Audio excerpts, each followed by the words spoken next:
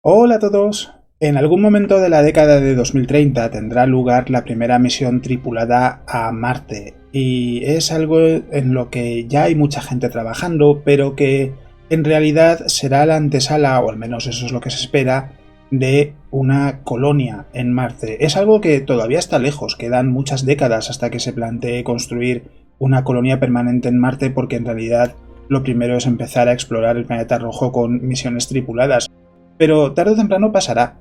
Y cuando llegue ese momento, habrá que pensar en muchas cosas, en muchos retos y obstáculos que hay que superar para poder tener una presencia humana permanente en otro planeta más allá de la Tierra. Así que en este vídeo lo que vamos a hacer es hablar de cuáles son los desafíos que tenemos que superar para poder en algún momento habitar Marte. Podemos empezar hablando de la atmósfera de Marte, que es unas 100 veces más fina que la atmósfera de la Tierra, no es respirable para el ser humano y además es un lugar en el que la temperatura varía de una forma salvaje. La temperatura media de Marte es aproximadamente de 60 grados bajo cero. La temperatura media de la Tierra es de 16 grados. Cerca de los polos, en Marte, la temperatura puede caer hasta los 125 grados bajo cero.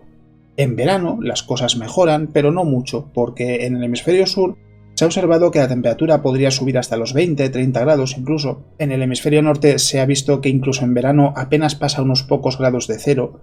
y, sin embargo, al llegar la noche cae en picado hasta los 75 grados bajo cero. Esto provoca que se acumule escarcha en las rocas y que durante las primeras horas del día haya un 100% de humedad. Es decir, son condiciones muy diferentes a las que nos encontramos en la Tierra porque, primero, no estamos acostumbrados a una atmósfera que no podemos respirar y que lógicamente nos obliga a tener que utilizar trajes protectores, y segundo, no estamos acostumbrados tampoco a esas variaciones de temperatura tan grandes, porque sí que es verdad que tenemos, por ejemplo, bases en la Antártida, donde la temperatura media es 74 grados bajo cero, pero lo que no tenemos es una variación de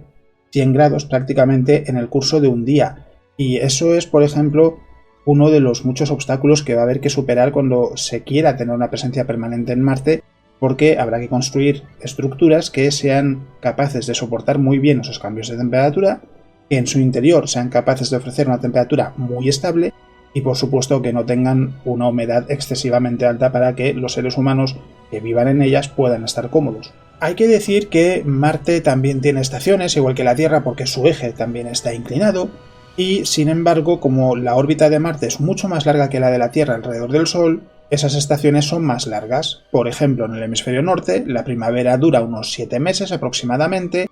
el otoño y el verano duran 6 meses y el invierno es la estación más corta con una duración de unos 4 meses. Eso es algo que es interesante conocerlo, pero en realidad el problema está en que, como hay una variación de temperatura de un día para otro muy grande, tampoco nos afecta mucho, porque de todos modos no es un entorno que de por sí sea habitable para el ser humano. En cualquier caso,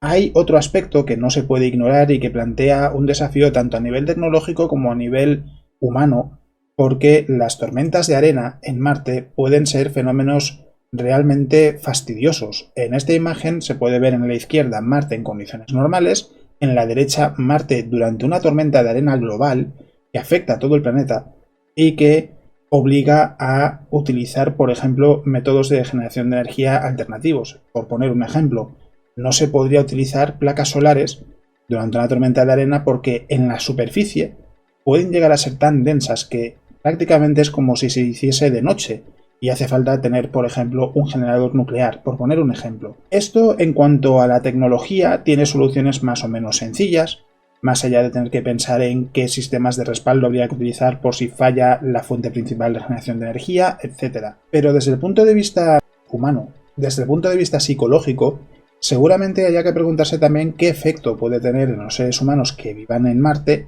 el pasar 4 meses, 5 meses, 3 meses, el tiempo que duren, bajo los efectos de una tormenta de arena que impide el funcionamiento normal de las instalaciones porque hay que utilizar una fuente de energía alternativa, que impide ver el sol, que impide ver cómo se hace de día, y eso lógicamente va a afectar a cómo se comporta el ser humano, y es algo que en la Tierra no experimentamos, aunque lo podríamos comparar en cierto modo con vivir cerca de las regiones polares, donde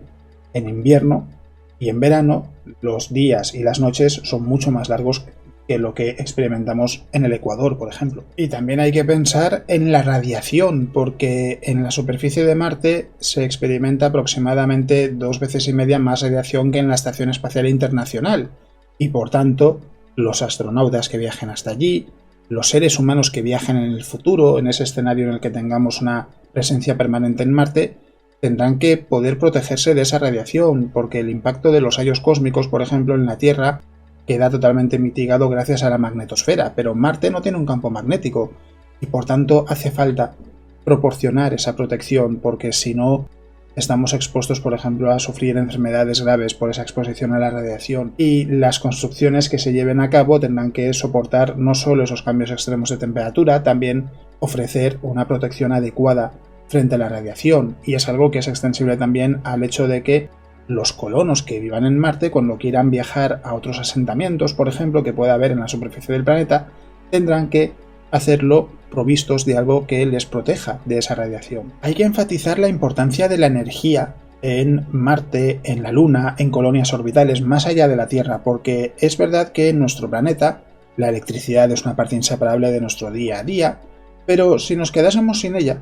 podríamos adaptarnos, podríamos sobrevivir, porque tendríamos formas de conseguir agua potable, alimento, ropa de abrigo para enfrentarnos al invierno, por ejemplo, sin necesidad de recurrir a la electricidad. De hecho, el ser humano durante mucho tiempo no ha tenido la electricidad a su disposición. Y no pasaría nada, por tanto, más allá de lo traumático que pudiese ser, porque podríamos adaptarnos, entre otras cosas, porque nuestro planeta nos ofrece un entorno que es habitable. Como Marte no es así, la energía, la electricidad, se convierte en la prioridad absoluta, porque todos los sistemas de soporte vital, los sistemas para poder tener agua potable, para poder tener una temperatura agradable en el interior de las estructuras, etcétera, etcétera, etcétera, depende de la electricidad. Sin electricidad, más allá de la Tierra, a menos que sea un planeta que sea idéntico en prácticamente todos los sentidos,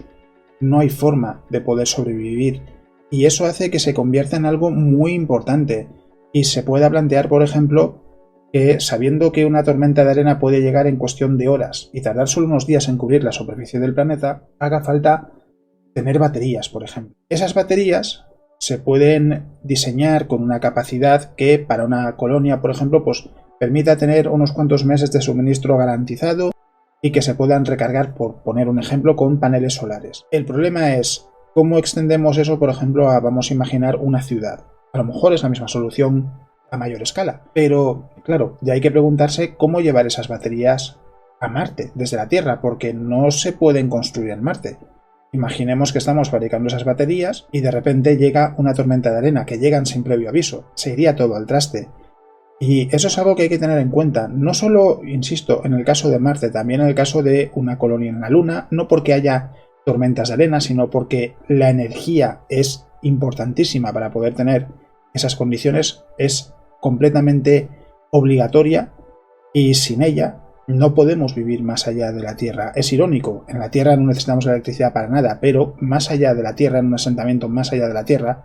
es el primer requisito y es absolutamente obligatorio que siempre haya una fuente de generación de energía, porque si no, el ser humano no puede adaptarse a esas condiciones. Aquí a lo mejor os podéis preguntar si valdría la pena pensar en terraformar Marte, pero claro, estamos hablando de tecnología que tenemos en estos momentos. Y ahora mismo la terraformación es verdad que parece algo posible a nivel teórico, pero que a nivel práctico es completamente ciencia ficción porque no tenemos esa tecnología. Así que no podemos convertir Marte en un lugar habitable para el ser humano. Lo que sí podemos hacer es convertir pequeñas partes de la superficie de Marte, muy pequeñas partes, en lugares habitables, construyendo, por ejemplo, cúpulas gigantes en las que en su interior construyamos las estructuras que queramos utilizar y, por tanto, esa cúpula la podemos llenar, por ejemplo, con una combinación de gases que sí sea compatible con el ser humano, que sea una simulación de la atmósfera de la Tierra. Esas cúpulas las habrá que construir para los asentamientos humanos, pero también para cualquier otro lugar que tenga algún tipo de utilidad para el ser humano. Por ejemplo, habrá que reservar una región, una parte de esa superficie de Marte para cultivar alimentos o para llevar ganado, por ejemplo, porque la idea es que una colonia permanente, sea en Marte, en la Luna o donde sea independiente de la Tierra al máximo posible. Y algo tan esencial como la generación de agua o la obtención de alimentos tendrá que hacerse de forma independiente y tendrá que conseguirse en el propio planeta rojo, porque si no, esa dependencia de la Tierra sería enorme. Y esa es verdad que es una posibilidad que parece más o menos factible, pero que aún así plantea muchos desafíos, porque habría que pensar cómo se puede construir esa cúpula, qué condiciones, qué requisitos debe cumplir, cómo se haría el transporte de todo lo necesario para, por ejemplo, poder crear una atmósfera respirable en su interior, cómo proteger esa cúpula de la radiación, etcétera, etcétera, etcétera. Es decir, plantea muchos desafíos. Pero es verdad que a lo mejor esa idea de tener una cúpula gigante en cuyo interior se encuentre una zona más o menos grande que sea habitable para el ser humano y que no sea necesario, por ejemplo, tener que utilizar un traje espacial cada vez que se salga del asentamiento, cada vez que se salga de la estructura en la que nos encontremos, sería una gran ayuda, y puede que a lo mejor en el futuro esa sea la primera dirección que se plantee a la hora de pensar en tener una colonia permanente en Marte. En el primer paso no se va a plantear, seguramente será una base en la que cada vez que se quiera salir del interior de la base haya que utilizar un traje espacial porque no haya un entorno en el que poder moverse sin su ayuda. Pero no parece descabellado pensar que cuando llegue el momento de pensar en tener una presencia permanente, en tener algo así como una especie de pequeña ciudad en Marte, se piense en construir algo parecido a una cúpula, porque parece la solución más lógica y está a medio camino entre el entorno completamente inhóspito de Marte en el que no hay nada que hacer y terraformar Marte y convertirlo en un lugar que sea habitable para el ser humano en su conjunto. Una cúpula lo que permite es, entre comillas, terraformar a pequeña escala. Lo peor de todo es que las condiciones de Marte no son nada hospitalarias por la radiación, los cambios de temperatura, el ser un planeta que es inhabitable, la necesidad de tener una fuente de energía permanente, etcétera, etcétera, etcétera. Y sin embargo, lo más complicado puede que en realidad no sea sentarse en Marte, sino llegar a Marte. Porque hay que pensar que para viajar hasta el planeta rojo hace falta viajar durante unos 6 meses desde la Tierra, y se hace en un entorno de microgravedad en el que no hay ningún tipo de esfuerzo por parte del cuerpo porque no hay gravedad a la que hacer frente, y eso lo que provoca es que cuando se llegue a Marte o cuando los astronautas vuelven a la Tierra después de estar un tiempo en la Estación Espacial Internacional, lleguen debilitados. Y eso a pesar de que en la actualidad en la Estación Espacial Internacional se entrenan a diario, hacen mucho ejercicio físico diariamente para mitigar la pérdida de masa muscular y masa ósea, y sin embargo en el caso de colonos que viajasen a Marte, por ejemplo, no van a tener, en el caso de los primeros colonos especialmente, un grupo de gente como en la Tierra esperando a que lleguen y preparados para ayudarles a adaptarse de nuevo a la vida en la Tierra en el caso de los astronautas. Esos colonos que lleguen a Marte van a llegar débiles y van a llegar a un entorno hostil en el que en cuanto lleguen van a tener que empezar a llevar a cabo todas las medidas necesarias para poder construir esa colonia, ese futuro asentamiento, y por tanto es muy importante entender cómo se puede, por un lado, mitigar los efectos de la microgravedad, que es algo que ya se está haciendo, también cómo proteger debidamente a la nave de la radiación en el espacio durante esos 6 meses y cómo hacer que esa población, ese grupo de colonos, por ejemplo, pueda viajar hasta Marte y que tenga en su viaje los sistemas necesarios para poder disponer de agua, de alimentos, etcétera, etcétera, etcétera, durante todo ese tiempo, porque es verdad que pueden llevar suministros, pero hay que pensar que, por ejemplo, del mismo modo, cuando lleguen a Marte hará falta un sistema de reciclaje de agua, por ejemplo. Y son solo algunas de las cosas que sirven para ver que en realidad